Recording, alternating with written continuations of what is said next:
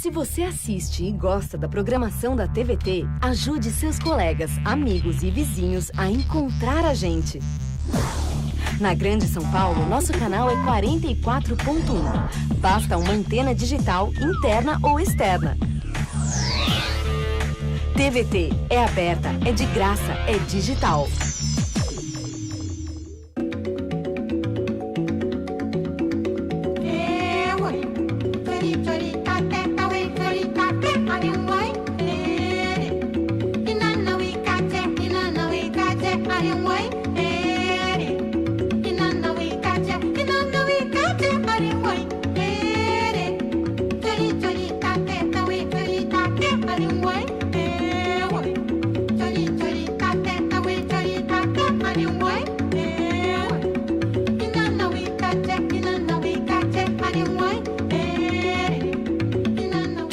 Tocantins. A cultura passa por aqui.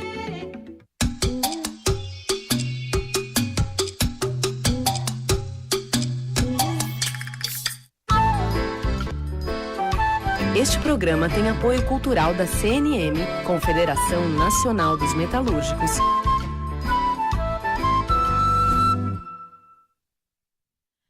Livre para todos os públicos.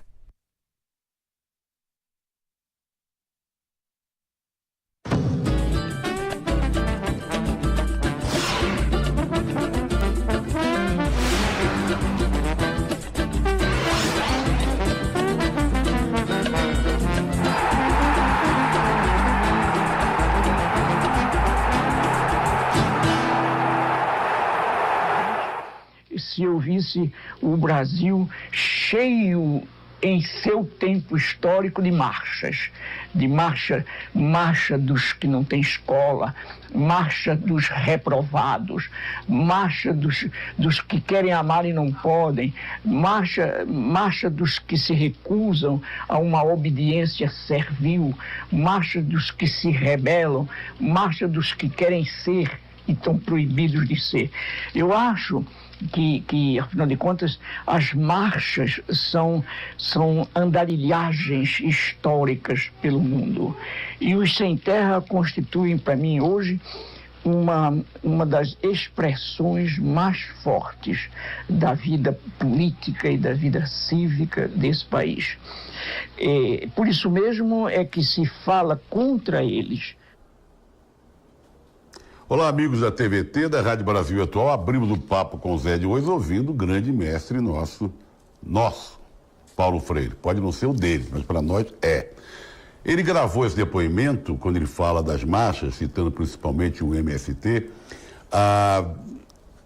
um mês e meio antes dele morrer. Ele morreu aos 75 anos. Por que nós estamos homenageando Paulo Freire? Podíamos homenagear todo dia, mas especificamente hoje, porque ele morreu há 22 anos, no 2 de maio de 1997. Nasceu no Recife em 19 de setembro de 1921.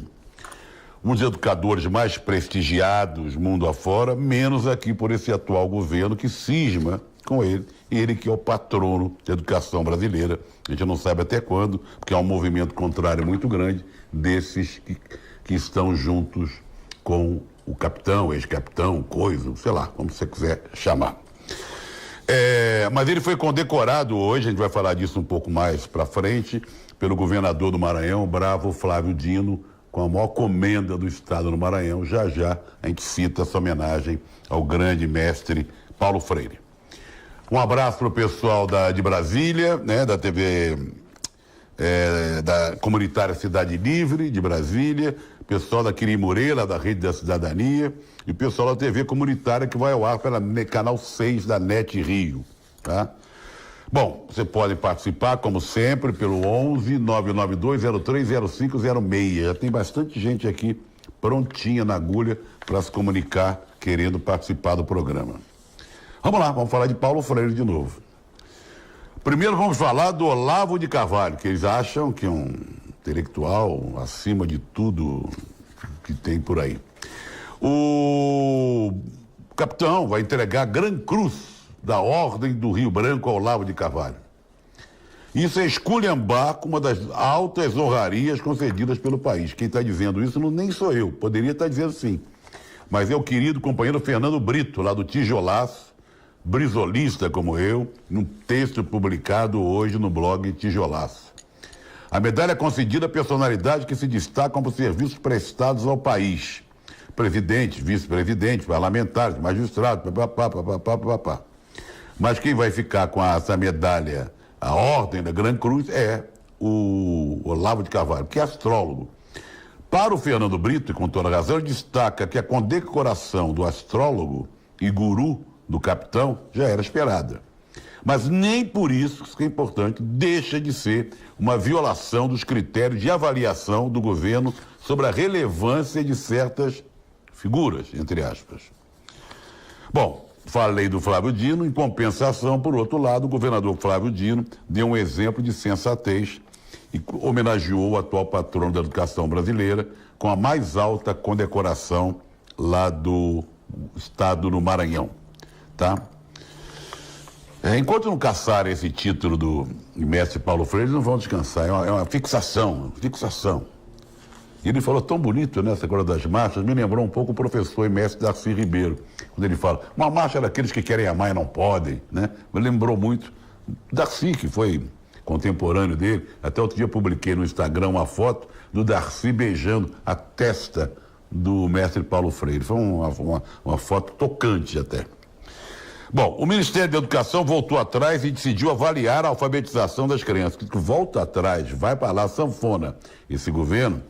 O anúncio foi feito hoje por esse ministro Abraham. Isso é pior do que aquele outro ministro, hein? Cuidado. A avaliação havia sido suspensa pelo antecessor, Ricardo Vélez, lembra, o colombiano? Essa decisão do antigo tinha gerado muitas críticas, reações negativas, e esse atual ministro, que não é fulô que se cheire, parece que ele não gosta de educação, né? Cortando verba de universidades, criando uma série de problemas que, em vez de melhorar o nível da educação no país, só piora, só restringe. Ele agora, a avaliação, a alfabetização é crucial, né? Para o desenvolvimento escolar dos alunos. Vamos ver o que acontece.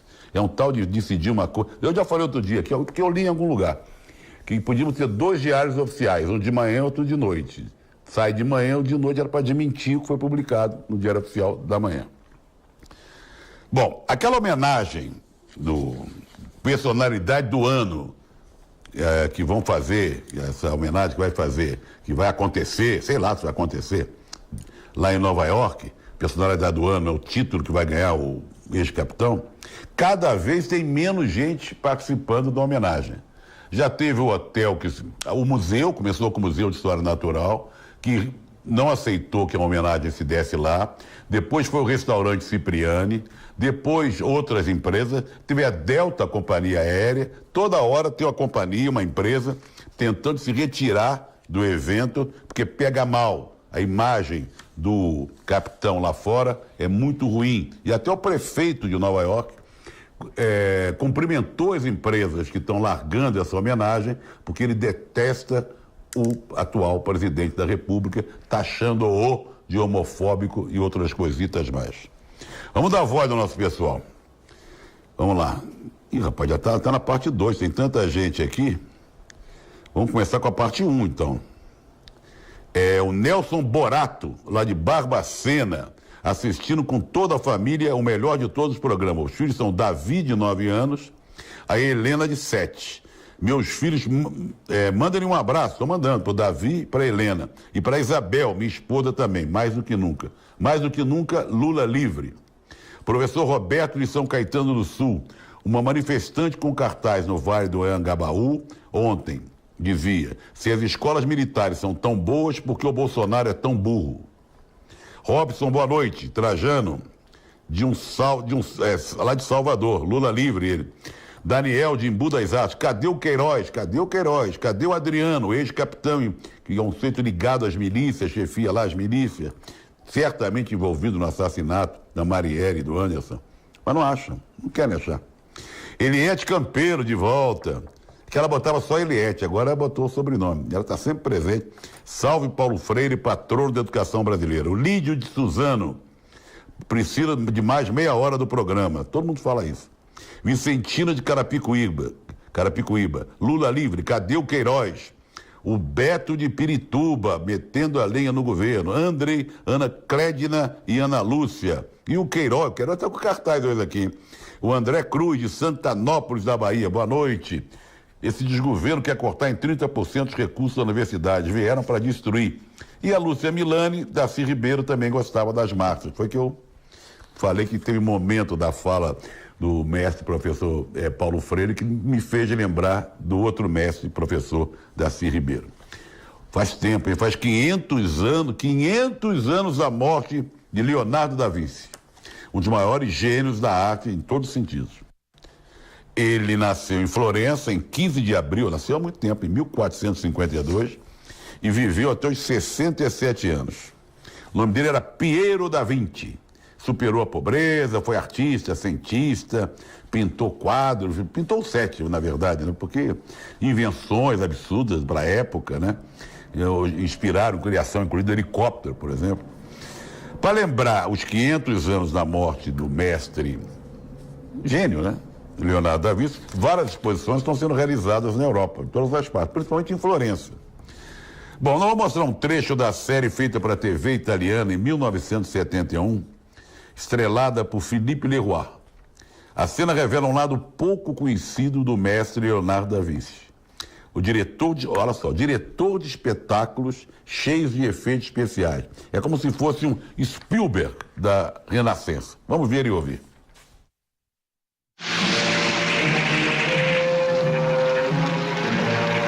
Prendi la torcia, stai pronto? Fuoco al vino!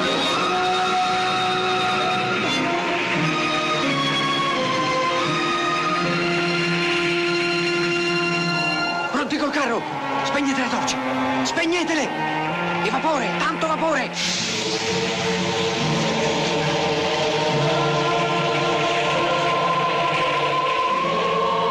Allargano! Su il carro!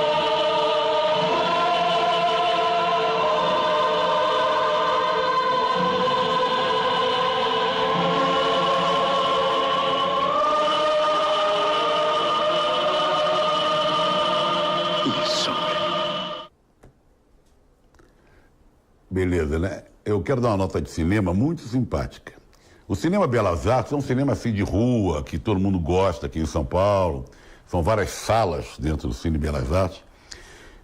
Já esteve para fechar uma vez, não fechou. Já esteve para fechar a segunda vez, não fechou. E agora estava para fechar, porque a Caixa resolveu tirar o patrocínio. Fica ali na Consolação, perto da Paulista. Mas aí que surgiu uma cervejaria que tem uma cerveja chamada Petra, que é da cervejaria Petrópolis, se não me engano, que vai patrocinar, dar um nome, vai ser Petra Belas Artes. Mas uma coisa legal, é um contrato de 5 anos e eles não estão tendo contrapartida nenhuma, não estão usando lei de incentivo, nada. Estão querendo ajudar, e isso é muito importante que se pense assim, né? Que o empresário, que a empresa, que o mecenas, sei lá, não exija nada, então apenas quer ver o cinema funcionando. Acho que vai ter agora sala de espetáculos, vai ter teatro e tal. Que legal para a cidade de São Paulo. Vamos falar de cinema ainda, porque é dia da coluna do Paulo Júnior, coluna de cinema, toda quinta-feira. Vamos ver o que ele trouxe para a gente.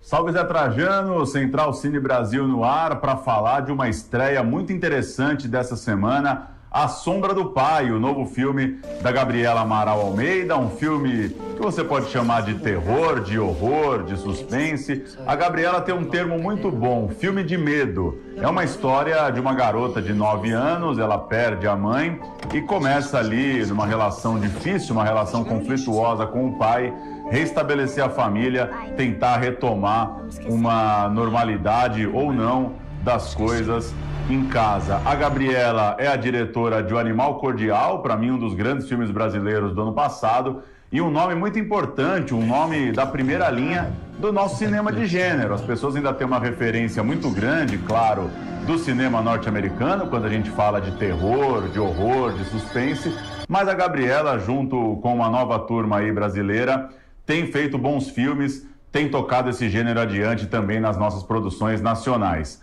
A Sombra do Pai é a estreia da semana, é a dica aqui do Central Cine Brasil. Lembrando que se você quiser receber nossa newsletter semanal, é só acessar centralcinebrasil.com, deixar o seu e-mail e toda sexta-feira chega um boletim com tudo que está rolando no cinema brasileiro. Valeu, até semana que vem. Gosto muito da coluna e daí da newsletter também do Paulo Júnior, que fala muito sobre o cinema nacional. Poxa, sensacional. Fala dos problemas que a Ancine está sofrendo, vários lançamentos do cinema nacional, vale a pena conferir. Muito bem, vamos aqui agora, nosso pessoal quer participar, tem muita gente querendo, está na fila. Robson de Correia de Salvador, começou bem o programa, começa Paulo Freire, a Lise, sempre com a gente de Salvador. Esse é o nosso mestre para sempre, bela homenagem. O Juarez de Mogi das Cruzes. O programa precisa de mais tempo, 45 minutos para começar. Que abertura brilhante com Paulo Freire, o nosso mestre eterno. J. Palmeira de Suzano, Lula consegue falar de improviso por 2 horas. O ex-capitão não consegue por 5 minutos. Domingos Sávio, deixa eu ver aqui, de Guarulhos. Manda um abraço para minha mãe Marinete e Lula Livre. O Enio de Bertioga, Diego Machado. Viva Paulo Freire, saudades da grande Bete Carvalho. Homenageamos muito ela ontem. Saudade mesmo. Quanta sabedoria desse grande mestre Paulo Freire. Lula Livre, o Nonato de Itaquá. A reforma da Previdência prejudica o trabalhador. Aqui Rosa Helena do Jaçanã, grande Paulo Freire, Beto Gil, ligados com você em Barueri, Gerald de Mauá. O Trump mandou o cãozinho Guaidó morder, mas ele é covarde e Solate. Solange de Salvador, Rogério de Jardim Capão, Wagner e Simone de Aracaju, muita gente hoje. Falamos de cinema, né, do Cinema Belas Artes, falamos do Leonardo da Vinci, mas mostramos um filme sobre ele. Vamos falar agora do Armando Bogos, que não só fez cinema, mas fez muito teatro, muita televisão. Ele morreu em 2 de maio de 1993, aos 63 anos. Era um grande ator. Nasceu aqui em São Paulo, em 1930. Ele fez mais teatro do que cinema. Acho que televisão depois não empatou, porque ele fez muita televisão. Ele fez mais de 30 novelas especiais de televisão. Vamos lembrar de uma das participações dele no cinema, de A Compadecida, de 1969.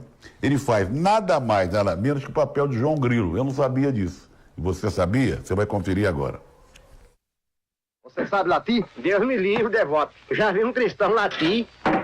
Então não arranja esmola nem com o padeiro, nem com a mulher dele, Dona Margarida. Tá vendo esse fogo aí? Eu tô vendo não, sou cego, devoto. Pois é uma amostra do fogo do inferno. Faz 6 anos que eu trabalho aqui nessa desgraça. Pois bem, uma vez adoeci. 3 dias passei em cima de uma cama e nem um copo d'água me mandaram. Ao cachorro dá um bife passado na manteiga. A fraqueza da mulher do padeiro é cachorro, gato, dinheiro e homem macho. Nossa homenagem ao Armando Bogos. Vamos falar um pouco de música com Ataúfo Alves, há 110 anos, hein? Nasci na cidade mineira de Miraí, o cantor e compositor, famosérrimo, Ataúfo Alves, nome elegante. No início ele cantava com as pastoras, depois sem as pastoras. A primeira canção dele foi lançada, gravada pelo Almirante, que era a maior patente no rádio, como era chamado, em 1933. Deixou mais de 300 canções, muitas delas para lá de conhecidas. Ele morreu jovem, aos 59 anos, em abril de 1969. Vamos ver e ouvir ele cantando um dos clássicos dele. Tem vários clássicos, mas escolhemos um, Meus Tempos de Criança, gravação feita em 1967. Vamos lá. Eu daria tudo que eu quisesse pra voltar ao dia de criança.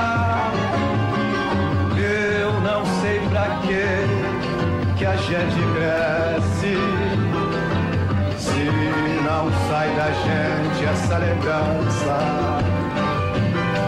Aos domingos missa na matriz da cidadezinha onde eu nasci.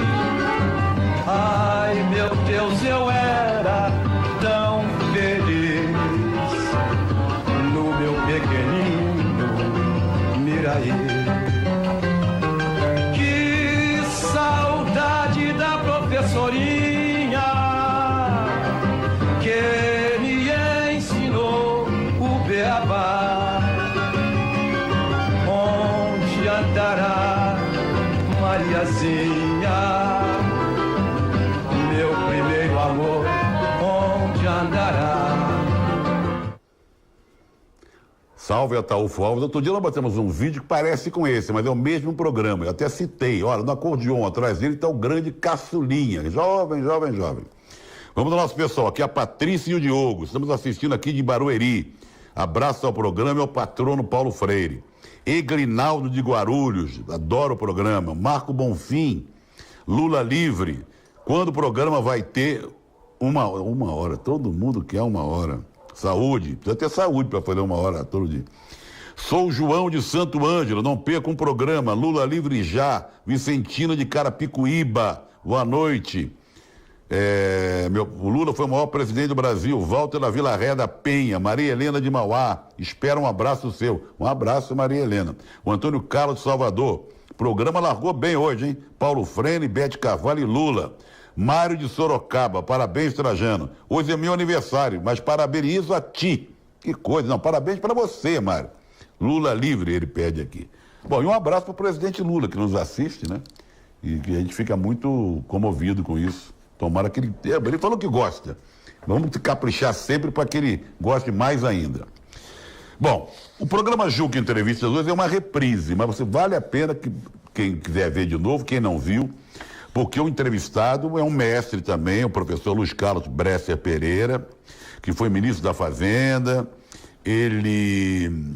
O programa é aqui toda quinta-feira, às 10 da noite. Vamos ver um trechinho. Esse governo que está aí é um governo, né, a favor da violência, da tortura, né, associado com as milícias, né? Quer dizer, portanto, não há nenhuma garantia de direitos humanos.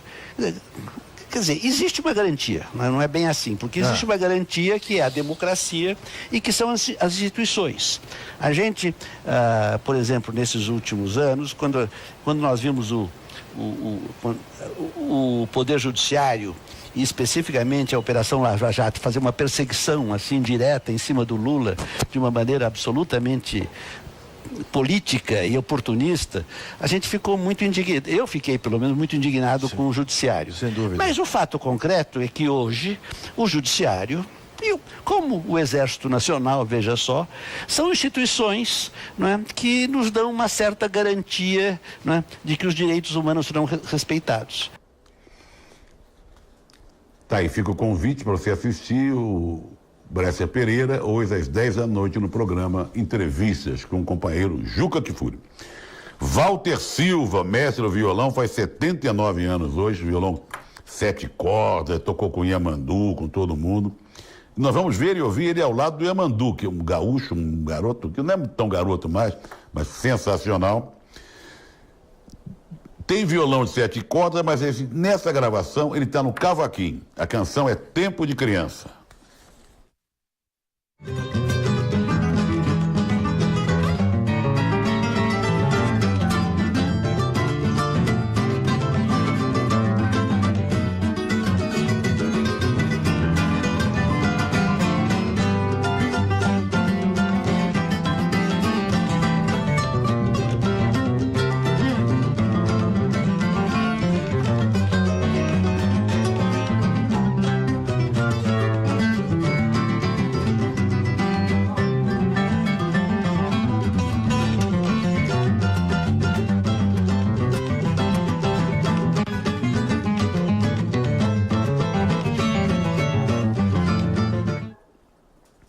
Quem faz aniversário é o Walter Silva, que está no violão 7 cordas, assim como o Yamandu. Quem está no cavaquinho é o irmão do Walter Silva.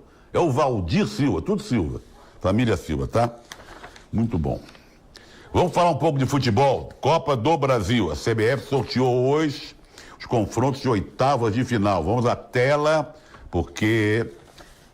Vamos ver quem pegou a mão a moleza. Paysandu Internacional. Vai ter que viajar o Brasil todo, para lá e para cá, ida e volta.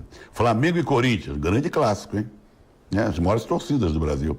Santos e Atlético Mineiro, pega para capar. Grêmio e Juventude ou Vila Nova, aí há uma dúvida ainda, não definiu. Troca a tela. Atlético Paranaense e Fortaleza.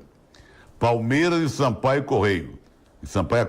Olha, não quero desmerecer o Sampaio Correia, mas diante do Palmeiras fica difícil, né? Cruzeiro e Fluminense, outro jogo que promete. Bahia, do pessoal da nossa querida TV Quirimurê, e São Paulo, tá? Os jogos das oitavas serão 15, 22, 29 de maio e 5 de junho, dias separados. Falamos de Copa do Brasil, vamos falar de Brasileirão, que teve jogos ontem e tem jogo hoje, daqui a pouquinho. Vamos lá, tela de novo. Inter 2, Flamengo 1. Funcionou o eixo, Guerreiro meteu dele. O Flamengo tinha vencido o Cruzeiro na primeira rodada, o Inter tinha perdido na primeira rodada e se recuperou. Corinthians goleou, hein? 1-0, ganhou da Chapecoense, tá? Golaço nada. Jogou pro gasto. Primeiro empate no Campeonato Brasileiro, CSA 1, Palmeiras 1. Palmeiras jogou com time reserva, mas dane-se, empate.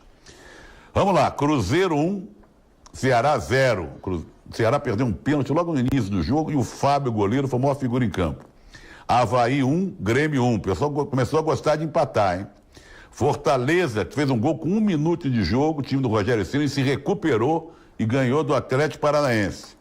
O Vasco, coitado do Vasco, está descendo a ladeira, perdeu em casa para o Atlético Mineiro. Segunda vitória do Atlético Mineiro. 2-1 para o Galo. Goiás perdeu 2-1 para o São Paulo. São Paulo jogou bem, né? Tem o Toró, fez um golaço. E vamos aos jogos de hoje. Daqui a pouquinho, 7h15, nós temos Santos e Fluminense. Vou ver esse jogo, promete. E Botafogo e Bahia às 8. Eu só não gosto desses horários. Podia ser 8 e 8h30. Eu não, detesto e sou contra e critico aqueles horários de 9h45, que é um absurdo para o trabalhador que vai ao estádio, para quem é o trabalhador que está em casa, é para todo mundo, é um horror, principalmente quem vai ao estádio. Enquete de Santos e Fluminense. Quem vence o confronto hoje daqueles dois treinadores muito nervosinhos na beira do campo, e bons treinadores, o Trajano, Sampaoli, o Santos, o Sampaoli ou o Fluminense no Fernando Diniz? Vamos ver lá. Tá dando Sampaoli 83%, tá?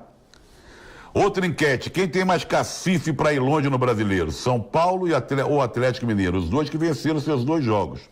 Vamos ver o que o pessoal acha. São Paulo disparado, 76%. Dá para botar a ilustração do jogo do... Não, né? Do jogo, não. Falar do gol do Inter, hein, Edu? Já? Então vamos lá. Inter e Flamengo. O Guerreiro fez de cabeça aos 4 minutos, logo de cara. 1-0 para o Inter. É aquela coisa do ex, né? O Flamengo empatou com o Arrascaeta. A gente não tem esse gol. Depois o Sarrafiori, aos 31 do segundo tempo, fez Inter 2-1. O Inter, como eu disse, se recuperando. Vamos ao Corinthians, que goleou por 1-0, gol do Carlos Augusto aos 9 do segundo tempo. Vitória que deu pro gasto. 1-0. Tá lá? Pim-pim, piririm. Temos o gol do Fortaleza também, 1 minuto de jogo, Edinho. Fortaleza 1-0. Não temos o gol de 1-1, o empate do Atlético Paranaense. E o Wellington Paulista, aquele mesmo, fez 2-1 para o Fortaleza, se recuperando. O time do Rogério Ceni. Pela Série B, apenas uma partida ontem. Estamos vendo aí o gol ainda do Wellington Paulista. O Oeste venceu o Guarani por 2-0 e pulou para a vice-liderança, 2 pontos atrás do Botafogo de Ribeirão, que está muito bem na Série B. Liga Europa, estou feliz da vida porque o meu Arsenal sapecou 3-1 no Valência e o Eintracht Frankfurt empatou em casa com o Chelsea 1-1. Jogos de volta dia 9. Vamos lá, Gunners. Vamos ver aquele golaço do Messi, mas filmado por um torcedor na arquibancada. Todo mundo fala daquele gol de falta do Messi, sensacional. Dá tempo ainda. Vamos lá, o golaço do Messi. Vai lá, e olha que o Alisson tem 1,91 m, hein? Olha onde essa bola foi parada. Não dava para pegar. Sensacional. Vai jogar assim longe. Realmente é fora de série, é um gênio. Vou pular a enquete e vamos terminar com Antônio Nóbrega. Ele faz 67 anos hoje, nasceu no Recife, em 2 de maio de 1952. cantor, dançarino, instrumentista, sensacional, toca violino. Vamos ver ele tocando Clovinho no Frevo, de Clóvis Ferreira, um grande compositor pernambucano. Na sequência, você fica com seu jornal ao vivo. Um abraço e até amanhã.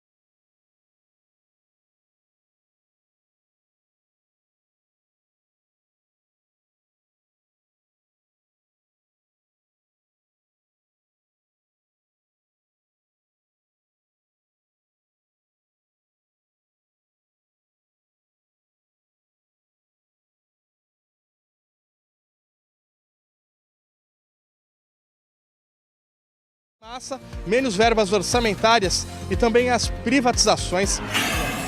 Crise nas vagas na educação estadual no Rio de Janeiro. A estimativa é que quase 20 mil alunos estejam fora das salas de aula.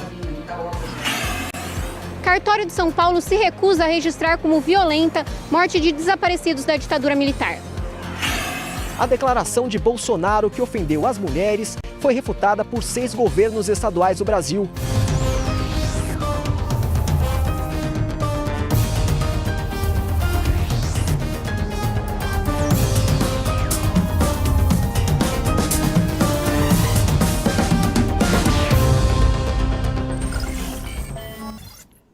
O trabalhador tem saudades do tempo que tinha emprego. O IBGE divulgou nesta semana que o desemprego atinge mais de 13 milhões de pessoas, fora as que vivem de bico e as que desistiram de procurar trabalho. O repórter Jomiag conversou com desempregados e especialistas e a situação tem feito muita gente sentir saudades de Lula na presidência. O pedreiro Pedro está há mais de 10 meses desempregado. Bico eu não quero fazer mais, porque bico você faz hoje, amanhã você não tem. Então eu quero um emprego. Carteira assinada? Com carteira assinada e tudo. Por causa do desemprego, as contas do metalúrgico Laerte de Paulo estão atrasadas. A água, a luz, tá complicado. Tá quase para cortar já. Em março, o país atingiu a marca de 13 milhões e 400 mil pessoas desempregadas, informa o IBGE, Instituto Brasileiro de Geografia e Estatística. E o tempo de recolocação é de quase 1 ano. Para Rubens Savaia, professor de economia da PUC, esse aumento do desemprego já é culpa do governo Bolsonaro. Depois da reforma trabalhista recente, de 2 anos atrás, e com as medidas, vamos dizer assim, liberalizantes, se o governo vende a ideia de que o desemprego diminuiria. Na verdade, o que aconteceu? De 12 milhões que a gente tinha no ano passado, a gente passou para 13 milhões de desempregados esse ano. Ou seja, a gente tem 1 milhão de desempregados a mais no período Bolsonaro. A bartender Thaís entra na estatística do IBGE como subutilizada. Pessoas que vivem de bico ou jornada de trabalho reduzida. O levantamento aponta que 15 milhões de pessoas estão nessa condição. A gente consegue ter o necessário, que é alimentação, transporte, mas está faltando, mas se Deus quiser eu tenho uma entrevista para segunda-feira, se Deus quiser vai dar tudo certo. De acordo com o professor, o governo Bolsonaro não tem programa de geração de emprego, o que explica a situação. As políticas que estão sendo feitas não são políticas para promover crescimento econômico, mas são políticas, na verdade, para promover enxugamento da máquina do Estado, fim de gastos públicos, etc, etc. E isso tudo diminui a demanda agregada, isso tudo diminui a demanda, os empresários não sentem, provavelmente não veem que a demanda está crescendo, porque ela está, na verdade, diminuindo. Então, isso, ao invés de gerar emprego, gera diminuição. Seu Pedro já percebeu que os mais pobres não são prioridade neste governo. Ele é um eleitor arrependido. Ele não está do lado da população pobre, ele está do lado dos ricos. E que nem eu, que tenho experiência já do meu serviço, eu não vejo ele ajudando o meu lado, entendeu? Então eu votei completamente errado.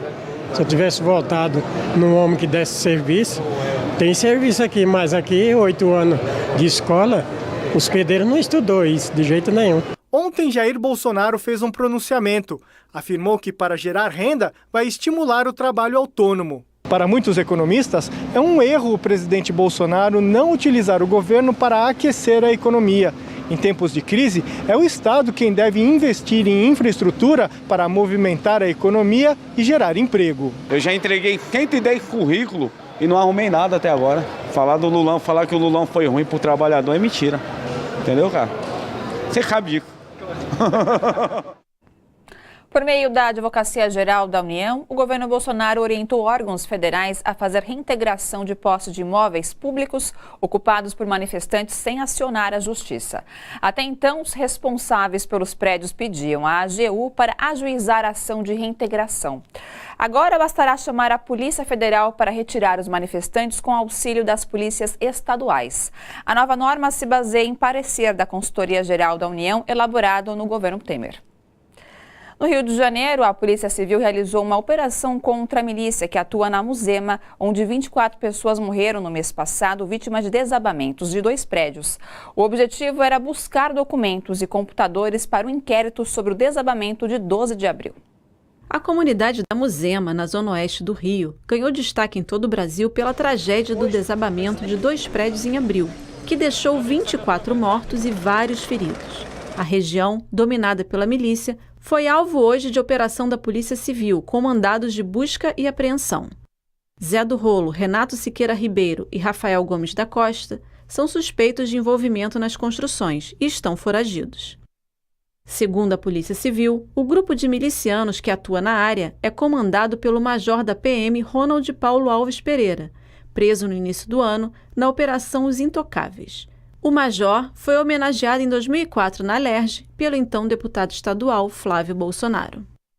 Servidores públicos federais denunciaram a política de cortes do governo conhecida como Mais Brasil e Menos Brasília, que tem levado ao sucateamento de serviços básicos. Eles participaram de uma audiência realizada pela CUT e pelo sindicato da categoria em Brasília. A reportagem é de Welson Kalinowski. O debate realizado em Brasília reuniu especialistas do DIEESE, o Departamento Intersindical de Estatísticas e Estudos Socioeconômicos, e do DIAP, o Departamento Intersindical de Assessoria Parlamentar. Eles afirmaram que o país passa por um desmonte sem precedentes dos serviços públicos no âmbito federal. Entre cargos comissionados, exonerações e acordos de aposentadoria, já foram mais de 30 mil cortes desde o início do governo Bolsonaro. Os debatedores citaram ainda a redução de ministérios. A pasta do Trabalho, por exemplo, virou uma secretaria e foi anexada ao Ministério da Economia. Os servidores remanescentes sofrem com a precarização do trabalho, que leva à queda da qualidade dos serviços prestados à população.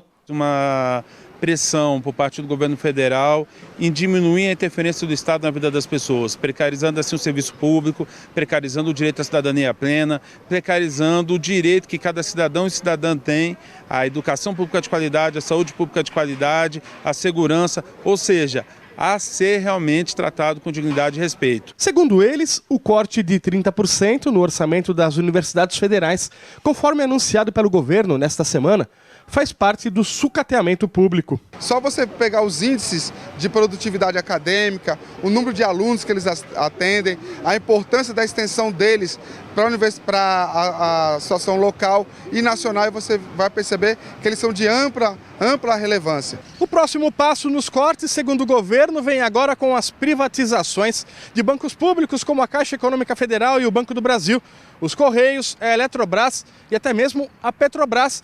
Segundo os servidores, o sucateamento vai empurrar, de fato, a responsabilidade para as costas de municípios e dos estados. Esse mais Brasil e menos Brasília, isso se reflete, na verdade, de uma outra forma. Então, quando você tira determinados poderes do campo de Brasília e põe para os estados e municípios, isso carrega prefeito de algumas responsabilidades, isso carrega governadores de algumas responsabilidades e que eles não têm como arcar com todas essas responsabilidades e acabam tensionando aqui no Congresso Nacional para que criem políticas públicas mais flexíveis para essa atuação. Vai acabar com postos de trabalho. Se você pegar, por exemplo, o Banco do Brasil, são 96 mil funcionários, Caixa Econômica Federal também em torno de 100 mil empregados da Caixa, Correios, Petrobras, ou seja, você terá um quantitativo de mães e pais de família que estarão nas ruas, pessoas que deixarão seus postos de trabalho e menos recursos fazendo a economia girar,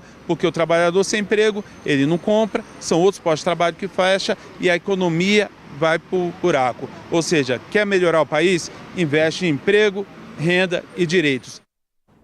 O ano letivo no Rio de Janeiro começou, mas não há escolas suficientes. Apesar da Secretaria de Educação do Estado afirmar que está investindo em 16 locais para atender a população até o início do ano que vem, não há vagas nem solução imediata para o problema. Veja na reportagem de Viviane Nascimento. Alunos sem vagas na rede estadual quase 3 meses depois do início do ano letivo. A Defensoria Pública conseguiu decisão judicial que obriga o Estado a criar novas vagas e proíbe a matrícula compulsória de estudantes de 13 a 16 anos no turno da noite. A gente verificou que a Secretaria criou muitas vagas no turno noturno, turno da noite. Cerca de 70% das vagas criadas eram à noite e as pessoas continuavam procurando a gente, dizendo que não conseguiam acesso à rede. E continuam procurando ainda, né? Uma das medidas que constam na liminar é a compra de vagas na rede privada. Uma medida paliativa e urgente para quem já perdeu 2 meses de aula, mas isso não pode ser a medida concreta, né? Voucher de educação, levar o que seria um direito público para o setor privado, não é o que pode acontecer. E eu acho que essa audiência tem o dever e já nasce com a missão de construir caminhos para que isso não seja a única alternativa. Uma audiência pública foi realizada na Assembleia Legislativa para discutir o problema. De acordo com os estudantes presentes, a falta de vaga não é a única dificuldade. Nós enfrentamos diariamente salas de aula lotadas, dificuldade em transporte, porque o motorista passa direto, deixa muitos estudantes no ponto, aí demora muito para chegar, uma dificuldade para pedir Rio Card, sala de aula sem ar-condicionado, muitas escolas às vezes fica sem merenda, e por conta disso não tem aula, aí falta água. Para a presidente da Comissão Especial da Juventude, a crise financeira não pode ser usada como justificativa para a calamidade na educação. Preocupa hoje a gente o orçamento que já existe na educação, como ele está sendo utilizado. Se já existiam escolas na rede, por exemplo, não faz sentido fechar elas e depois usar esse orçamento para pagar vagas em escolas particulares. Da mesma forma que não faz sentido fechar escolas públicas para reabrir como escolas militares depois. Como também há formas de resolver as questões que não geram orçamento para o Estado.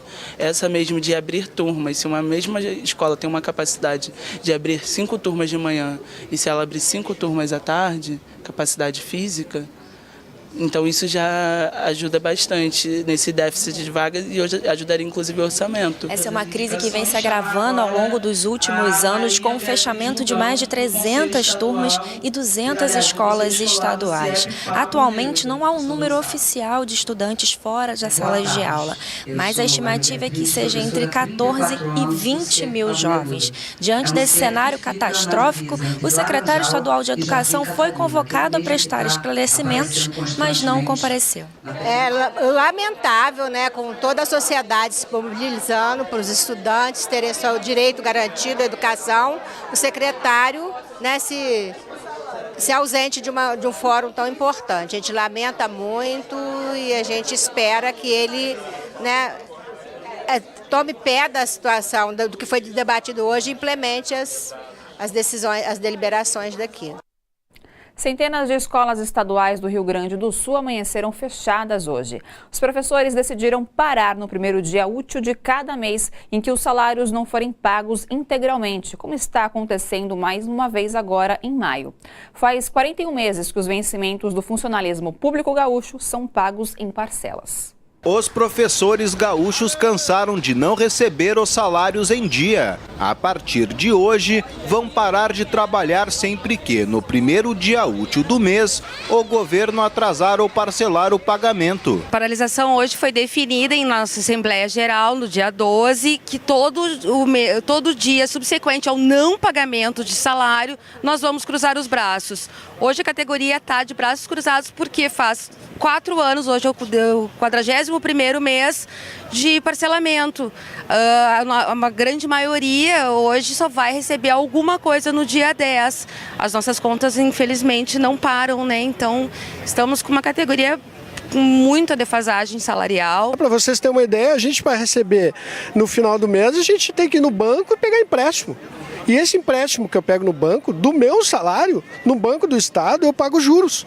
Nesta semana, a direção do sindicato da categoria, o CEPERS, se reuniu com o governador Eduardo Leite, do PSDB, para reivindicar reposição salarial de 28,78%, referente à inflação acumulada desde o último reajuste salarial recebido pela categoria, em novembro de 2014. Apesar de ter considerado o pedido justo e legítimo, o governo alegou que não tem como atendê-lo. O governador, no seu discurso, ele reconhece os 5 anos de arroxo salarial, a condição difícil, mas diz que tem boa vontade, mas não tem dinheiro.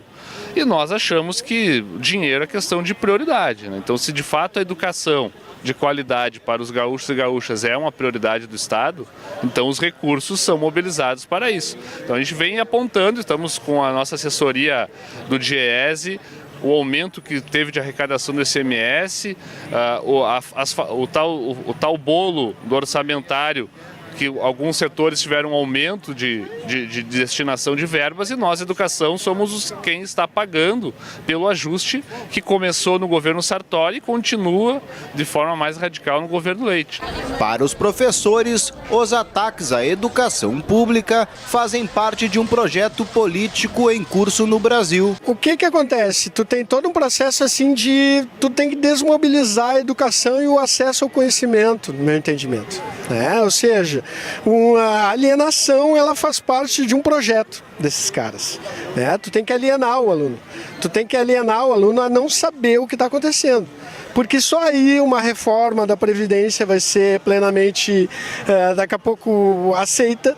Ou seja, para eles implantar toda essa lógica neoliberal que eles têm, eles precisam desmobilizar e alienar. Bolsonaro parece não dar uma dentro. Em outro episódio de preconceito e ignorância, o presidente realizou declaração autorizando o turismo sexual no Brasil. Entenda o caso na reportagem de André Gianocari. Mais de 125 entidades, entre movimentos sociais, juristas e defensoria pública, assinaram nota de repúdio à declaração de Jair Bolsonaro durante um café da manhã com jornalistas no Palácio do Planalto. Ele afirmou que o Brasil não pode, abre aspas, ficar conhecido como o paraíso do mundo gay, fecha aspas. A declaração pegou mal, muito mal. E para Ana Amélia Camargos, vice-presidenta da Comissão de Direitos Humanos da OAB de São Paulo, a fala alimenta o preconceito contra LGBTs. Eu classifico essa declaração como apavorante e muito preconceituosa.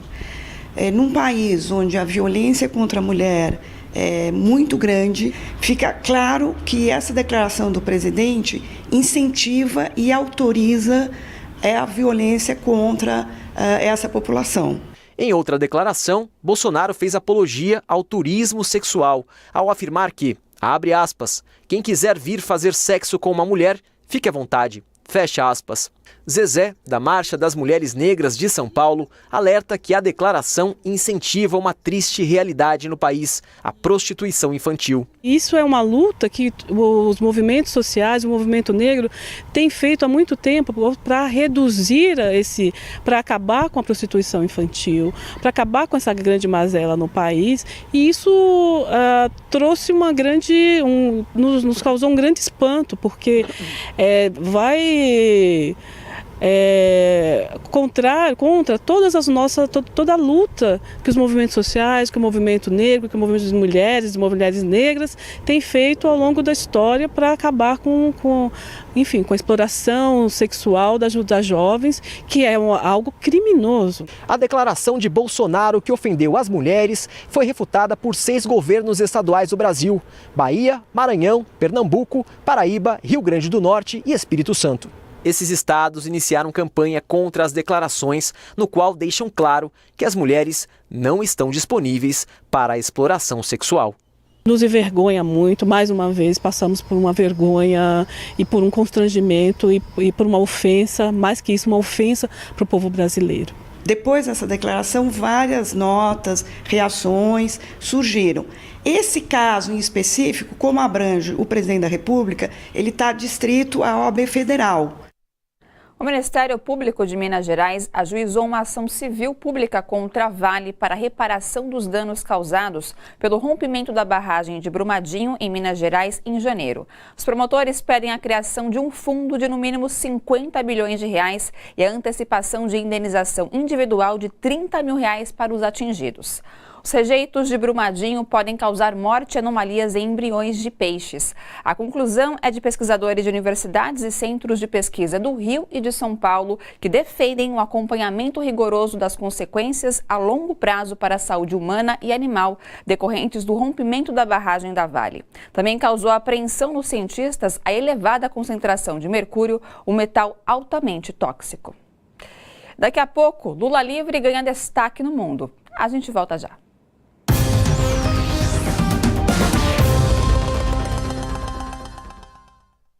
A TVT tem uma ótima notícia para você.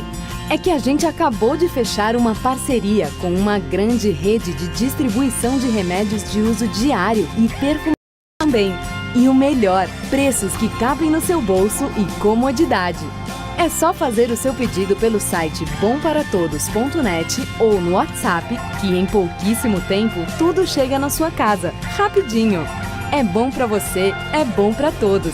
Parceria tem nome, bomparatodos.net. Olá pessoal, uma excelente noite a todos e a todas e vamos aos comentários. Eu leio do Irapé e ele escreveu: a população não perceberam ainda a dimensão da tragédia que esse governo vai levar nosso povo. A Adriana Prado participou escrevendo: os professores estão sozinhos, faz tempo que o governo não contribui com eles. E o Nores Ferreira: precisamos barrar esse governo antes que ele acabe com o Brasil. E o Francisco Chaves Trigueiro escreveu: o governo precisa criar vergonha e apresentar projetos para o país. Não saiam daí que daqui a pouco eu volto com mais comentários.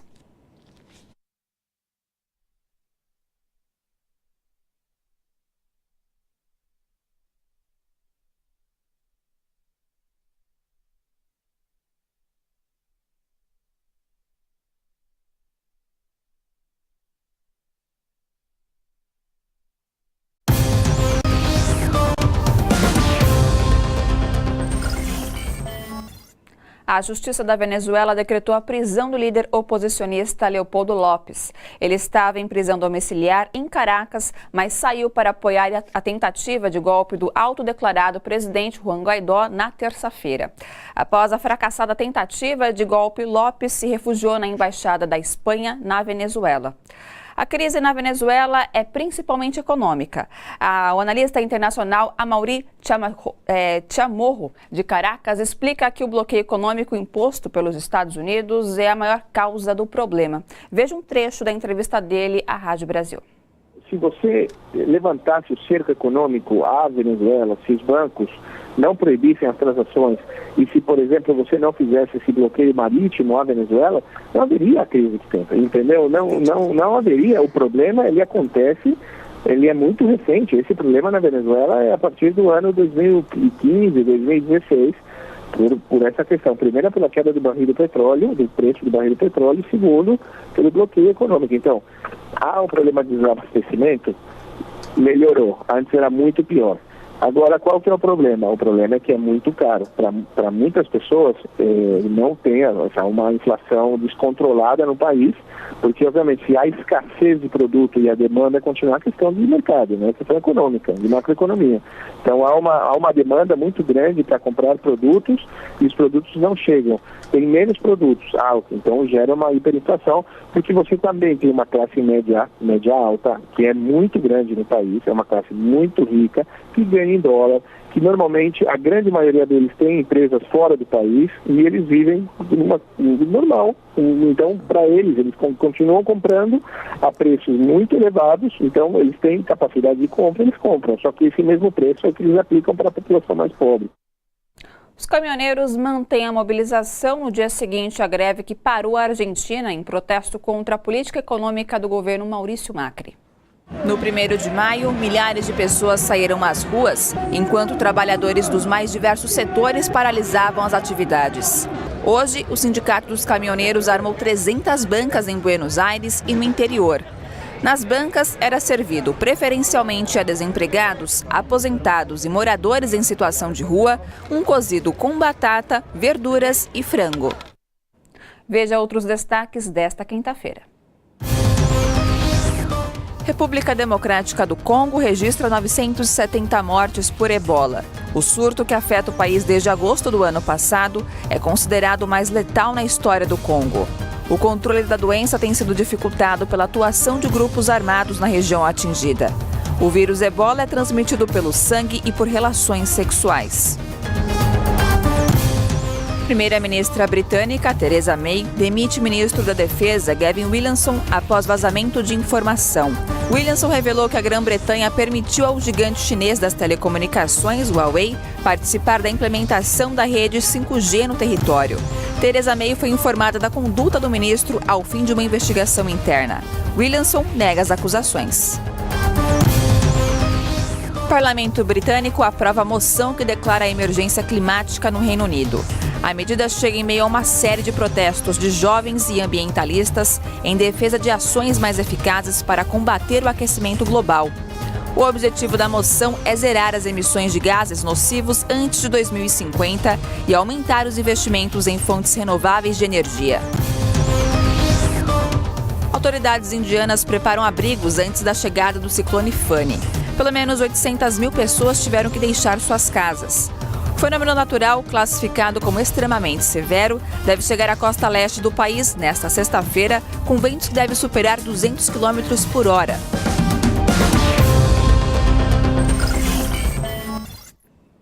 O ministro do Meio Ambiente, Ricardo Salles, cortou 187 milhões de reais em programas de fiscalização, conservação de espécies e combate a incêndios florestais do IBAMA e do Instituto Chico Mendes de Conservação da Biodiversidade. Conforme levantamento feito pelo PSOL, no caso do combate a incêndios, o corte é de quase 40% das verbas. Familiares de ex-presos políticos na época da ditadura militar lutam na justiça para conseguir retificar atestados de óbito falsos. Militares e médicos legistas que colaboravam com o regime ocultaram que as mortes foram causadas após sessões de tortura e por execuções. A reportagem é de Marta Raquel. Tudo que a Tessa tem do pai está no álbum de fotos da família e nesta pasta. Gildo Macedo Lacerda foi torturado e morto no auge da repressão da ditadura militar, em 1973. Mas o atestado de óbito dele aponta que a causa da morte foi outra. A repressão fez divulgar uma informação mentirosa de que ele teria sido levado pelo exército para um encontro com um militante e que esse militante teria percebido a emboscada e atirado nele. Nunca esteve na lista dos desaparecidos políticos, porque a gente sabia que ele tinha sido morto. Mas a gente não tem, inclusive, o corpo e não tinha um documento que comprovasse essa morte. Apenas em 1995, quando o governo Fernando Henrique fez uma lei, a Lei 9.140, que concedia atestado de óbito aos mortos desaparecidos políticos, é que nós conseguimos um atestado de óbito. Tessa tentou retificar o documento, mas a alteração foi parcial. Gildo foi morto sob tortura, então, causa da morte não natural, violência causada pelo Estado brasileiro, então tudo isso para a gente era bem importante. O cartório fez a retificação de uma maneira incompleta. Então, na frente do documento consta local da morte, não consta. Causa da morte, não consta. Data da morte, não consta. E todas as informações que nós já sabemos estão apenas atrás do documento. No caso do Luiz Eduardo Merlino, que também morreu sob tortura aos 23 anos, o 20º Cartório de Registro Civil de São Paulo negou corrigir o atestado de óbito. Argumentou que, pela lei de registro civil, não poderia fazer essa modificação a não ser por uma ação judicial, o que não é verdade, inclusive porque outros cartórios já aceitaram fazer essa modificação. No atestado de óbito consta que ele morreu por anemia generalizada. Nós sabemos que ele foi levado para o DOI-CODE, onde ele foi torturado por cerca de 24 horas em seguida. Eugênia Gonzaga, procuradora regional da República e presidente da Comissão de Mortes e Desaparecidos Políticos, protocolou no fórum um documento para que a correção aconteça e afirmou que a retificação é garantida por lei. Nós já conseguimos a retificação em pelo menos 5 casos e, infelizmente, em São Paulo, desde que nós adotamos essa sistemática de expedir um atestado pela Comissão Especial sobre Mortos e pedir a retificação administrativa, nós tivemos negados 2 casos. A lei de registros públicos permite que se faça isso nos casos em que não é necessário nenhum tipo de comprovação judicial. E a causa da morte em decorrência de atos praticados pelo Estado foi determinada pela Comissão Nacional da Verdade, que também foi criada por lei para essa finalidade. Não pode ser considerado banal que o Exército dê 80 tiros num carro de uma família. Então, e nem que ocorra tortura nas delegacias. Então, é a prática da violência de Estado.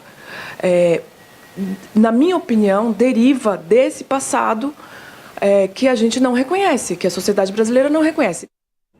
A Conferência Nacional dos Bispos do Brasil criticou o projeto de reforma da Previdência do governo Bolsonaro por tirar da Constituição regras da Previdência. A mensagem foi divulgada durante a missa de abertura da Assembleia Geral da Conferência Nacional, realizada em Aparecida, interior paulista. Para falar sobre o tema, eu converso agora com o assessor da Igreja do Povo de Deus em Movimento, Eduardo Brasileiro. Eduardo, seja muito bem-vindo aqui no seu jornal. Boa noite. Boa noite. Tudo muito bom? Obrigado pelo convite. Perfeito. Eduardo, a maioria dos bispos é contra essa reforma da Previdência? Não, veja, a Conferência Nacional dos Bispos do Brasil é uma conferência muito grande. Certo. Nós temos 309 bispos na ativa, que são os que têm poder de voto, mais uns 170 bispos que estão eméritos. Ao se posicionar na sua carta, que é uma carta tradicional que sempre faz ao Dia do Trabalhador, mas nesse momento, ao se posicionar contra a reforma da Previdência, a igreja mostra o lado dela, que é o lado da classe trabalhadora, é o lado dos mais pobres, que se vê prejudicado totalmente com as medidas desse governo. Até que a gente percebe aí na carta, que é muito feliz, 2 comentários importantes, né? A centralidade do trabalho. Ela coloca lá, lembrando de João Paulo II, que o trabalho é a dignidade humana. Sim. E aponta o Papa Francisco falando que o trabalho está acima dos interesses do mercado. Então, os bispos são a favor da reforma, contra a reforma da Previdência, são a favor de uma sociedade que esteja a partir que governa a partir dos pobres. Então é essa a posição dos bispos e isso é muito bom para que nós alimentemos aí uma discussão séria sobre sociedade a partir do povo. Bom, por outro lado, nós temos uma grande quantidade de bispos, né, contra a reforma da Previdência, mas temos exemplo, por exemplo, do arcebispo do Rio de Janeiro, Orani, que parece que defende essa reforma e ele também é citado na Operação Lava Jato, né, Eduardo? Pois é. Aí vem uma questão muito de julgamento porque a CNBB está acima de qualquer posicionamento de bispo. Ou seja, mesmo ele sendo um cardeal, ele está abaixo da CNBB e ele segue o que a CNBB fala. Então, mesmo que ele possa ter se posicionado, eu acho que nem cabe a ele. O Papa Francisco, por exemplo, em 2015, ele foi ouvir os movimentos sociais na Bolívia. Ele não foi falar o que ele concorda com que o Estado tem que ser. Ouvir os pobres, isso mesmo. E ele passou 5, 6 dias lá na Bolívia ouvindo os pobres. Ou seja, eu acho que Dom Orani tinha que ir para as periferias do Rio de Janeiro para ouvir os mais pobres. Afinal, para lembrar o Dia do Trabalhador, né, como Dom Pedro Casaldáliga fala, né, no ventre de Maria Deus se fez carne, mas na oficina de José ele se fez classe. E essa classe é atingida pela reforma trabalhista, a classe dos mais pobres. É o território, as periferias mais atingidas. Então, é uma questão de discernimento aí do bispo, né? Bom, Eduardo, vários pontos da reforma da Previdência chamam a atenção. Todos são críticos, todos retiram direitos, mas eu gostaria que você citasse os que mais te preocupam nesse texto. Olha, eu acho que eu concordo com a carta dos bispos falando da juventude, porque eles falam, né, os bispos, né, que se não há horizonte social para essas pessoas, elas adoecem, elas perdem o estímulo de vida. E uma sociedade que está eliminando o trabalho, porque a carta recupera aí a preocupação dela com a reforma trabalhista já aprovada, né? E agora a reforma da Previdência, eu acho que é o último pá do desmonte do Estado, na Seguridade Social, no Estado Democrático de Direito. Eu acho que a grande preocupação é o desmonte. Então, olhando, esse negócio de 40 anos para que você tenha uma contribuição completa sendo restituída para o trabalhador, isso é um afronte à vida do trabalhador. Olhando aí o BPC, o benefício de prestação continuada, que é onde a classe trabalhadora que não encontra emprego consegue um benefício, ainda, né? Se manter, você, até os 70 anos você só recebe R$400, é um ataque total. E aí o grande desafio da igreja, eu acho, e para uma opinião pessoal minha, é que a gente precisa começar a oxigenar essas ideias que do Papa Francisco, passando pela CNBB, a chegar nas comunidades, no povo.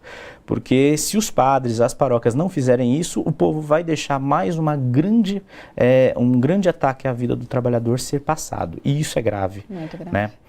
E um outro ponto é um recorte específico às mulheres, né? A reforma da Previdência, ela atinge diretamente o benefício que as mulheres tinham como direito por terem dupla, tripla jornada, ou seja, reconhecer antes o benefício da Previdência. Prejudica isso. Tem professoras que vão ter que trabalhar até os 60 anos dentro da sala de aula, sem condições nenhuma, sabendo da nossa educação brasileira. Então, o trabalhador é tema central, acho que, na vida da igreja, e ele precisa ser recuperado como a proposta de fortalecer. E aí eu acho que a gente tem que chegar perto dos sindicatos, como fala a carta, que aponta, ou ela até a carta fala, né, no início, com gratidão olhamos os trabalhadores que estão organizados nos sindicatos, nos movimentos populares. Por isso que foi muito importante que nós vivemos aí no dia 1º de maio, no Vale do Anhangabaú aqui, uma força, um grito forte para dizer não queremos reforma da Previdência. E que as igrejas, a partir de hoje, depois dessa carta, reverbere isso nas comunidades, porque é daí que a gente vai começar a fortalecer o grito contra. Isso tem que continuar, né? É uma luta, né? É verdade. Não tem fim. Não tem fim. Bom, Eduardo, obrigado, pela sua participação. Boa noite e até a próxima. Muito obrigado e até a próxima. No Entrevistas de hoje, Juca Kfouri conversa com o professor Luiz Carlos Bresser Pereira. Veja um trechinho do programa em que Bresser Pereira se refere ao ministro Sérgio Moro. Ele já fez um serviço ao Brasil, né, desrespeitando os direitos civis das pessoas, em gerais, para combater a corrupção, que no começo parecia uma coisa muito boa, mas afinal, né, o que ele fez foi uma visão autoritária que veio romper com direitos civis fundamentais, né, que os brasileiros conquistaram muito duramente. O Entrevistas vai ao ar logo mais às 10 horas aqui na TVT e pelas redes sociais. Veja agora como fica o tempo nesta sexta em São Paulo e outras cidades. Sol entre muitas nuvens nesta sexta-feira em São Paulo. Máxima de 28 graus e mínima de 18. Pequena chance de chuvas em algumas áreas. Umidade relativa do ar em média de 60%. Índice ultravioleta alto. Mesma situação em São Bernardo do Campo. Variação de nuvens pela manhã com aberturas de sol ao longo do dia. Possibilidade de chuvas isoladas. Máxima de 28 e mínima de 18 graus. Já em Mogi das Cruzes, tempo parcialmente nublado com períodos de sol. Pode chover em algumas áreas. máxima de 27 graus e mínima de 19. Em Brasília, o sol aparece pela manhã com aumento de nuvens à tarde. Previsão de pancadas de chuva localizadas a qualquer hora do dia. Máxima de 29 e mínima de 18 graus.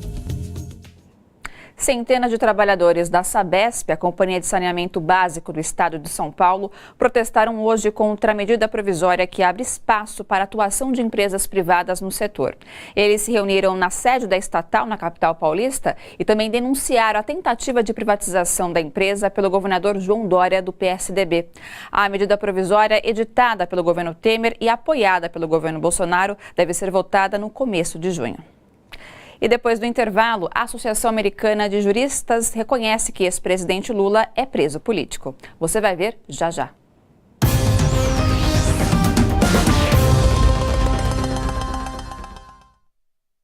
A TVT tem uma ótima notícia para você. É que a gente acabou de fechar uma parceria com uma grande rede de distribuição de remédios de uso diário e perfumaria também. E o melhor, preços que cabem no seu bolso e comodidade. É só fazer o seu pedido pelo site bomparatodos.net ou no WhatsApp, que em pouquíssimo tempo tudo chega na sua casa, rapidinho. É bom para você, é bom para todos. Parceria tem nome, bomparatodos.net. De volta aqui com seus comentários, eu leio do Naldo e ele escreveu: somos um país de sociedade pobre. Não apoiar o pobre é ir contra a própria existência do país. A Célia Araújo: que absurdo deixar descoberta a proteção ambiental dessa forma. O pior é que somos todos nós que vamos pagar caro por isso. E Adriana Prado: o povo brasileiro ainda está anestesiado, mas é gigante e irá se levantar, com certeza. Daqui a pouco eu volto com mais comentários.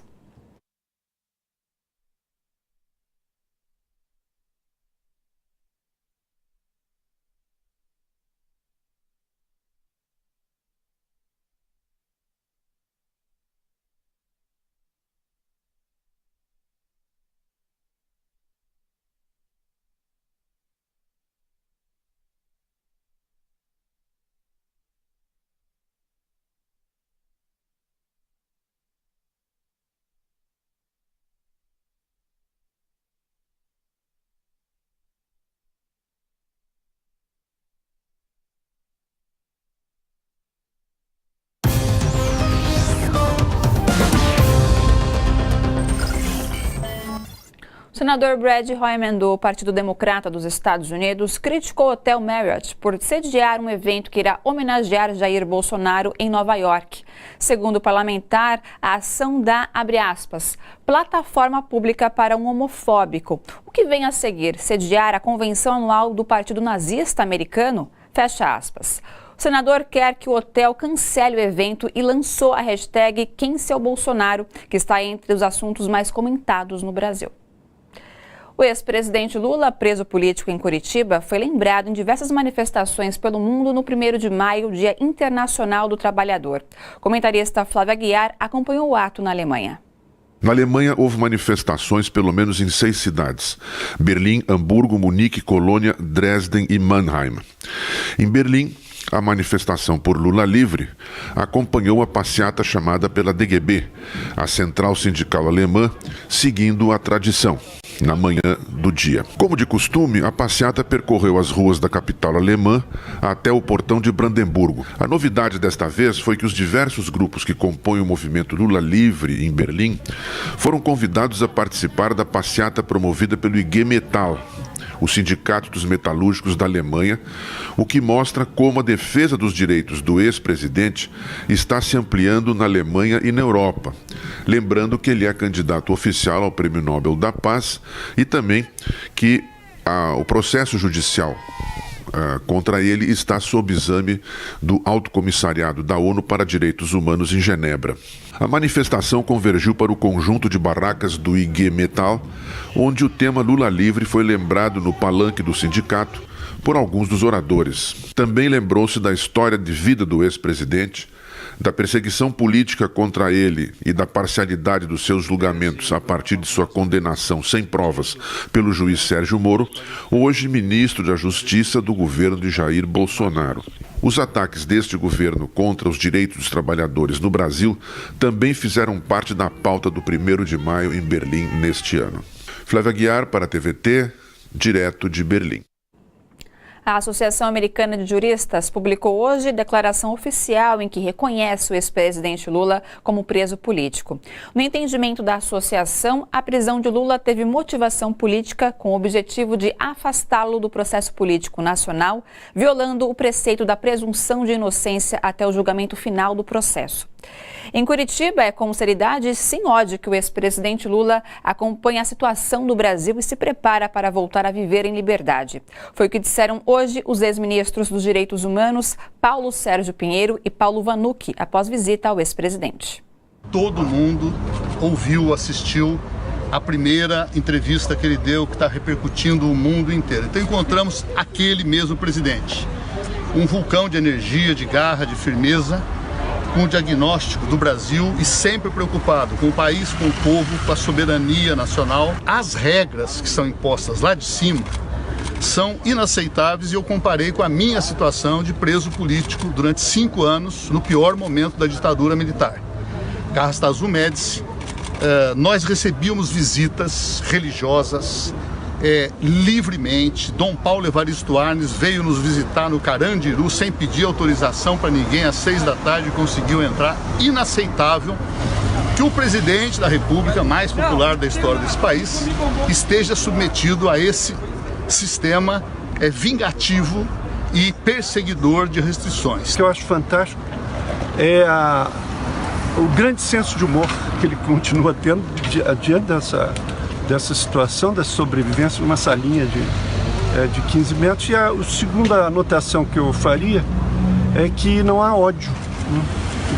o que reflete grande serenidade na situação que ele está hoje, também na futura situação quando ele for libertado. Na imprensa internacional, e foi uma prova agora, todos os jornais que cobriram a entrevista, há um sentimento de indignação diante do processo, especialmente a questão do não respeito à Constituição em termos da prisão somente depois de uma sentença passar em julgado. Então a percepção internacional é que realmente não há razões para que o presidente esteja enclausurado numa solitária de 15 metros. O seu jornal termina aqui. Amanhã, das 7 às 9 da manhã, você assiste o Jornal Brasil Atual aqui na TVT, no YouTube e na Rádio Brasil Atual. Boa noite a todos e a todas, e a luta por direitos humanos e democracia continua.